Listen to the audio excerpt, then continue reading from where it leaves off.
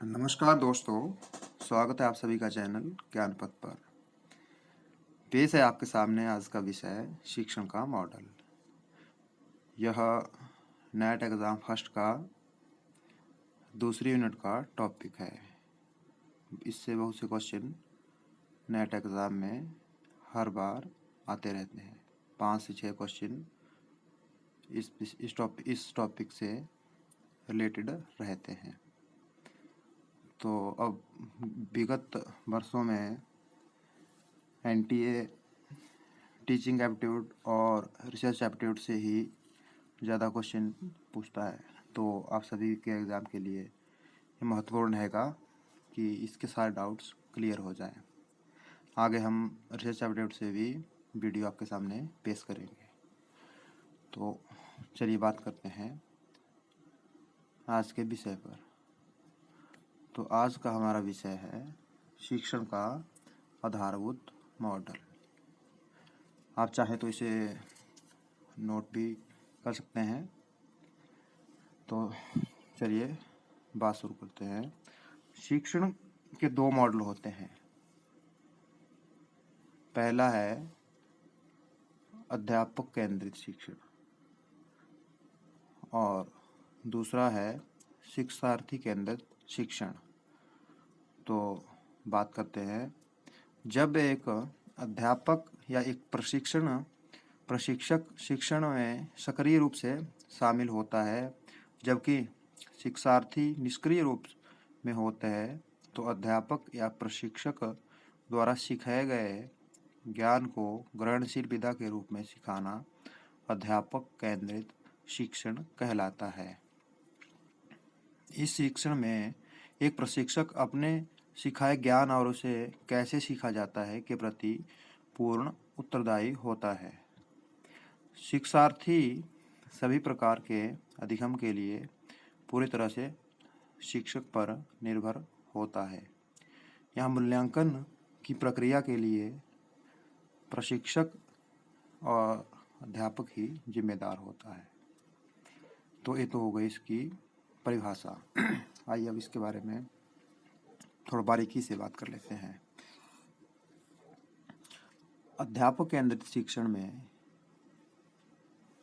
मुख्य रूप से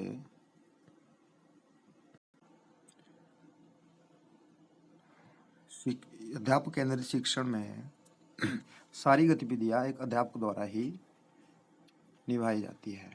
इसमें विद्यार्थी केवल मूक दर्शक के रूप में विद्यमान रहते हैं। तो कहने का सार है कि हर गतिविधि अध्यापक पर ही केंद्रित होती है। उसके हाव भाव, उसकी बॉडी लैंग्वेज, हर चीज़ एक अध्यापक पर ही केंद्रित रहेगी।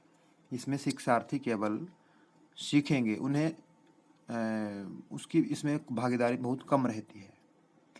तो यह शिक्षण का जो मॉडल है यह है। तो इसका पहले नंबर पर हमने इसका विवरण दिया, परंतु यह इतना प्रभावी नहीं रहता है।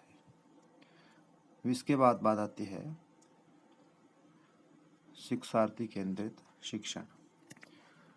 जब किसी कक्षा में विद्यार्थी या छात्र पर अन्य की अपेक्षा अधिक जोर दिया जाता है, तो इसे शिक्षार्थी केंद्रित शिक्षण के रूप में माना जाता है। इसमें छात्र की रुचियों, क्षमताओं और अधिगम की शैली के लिए प्रशिक्षक को पूरी कक्षा की बजाय व्यक्तिगत रूप से रखा जाता है। इसमें स्वमूल्यांकन द्वारा किया जाता है।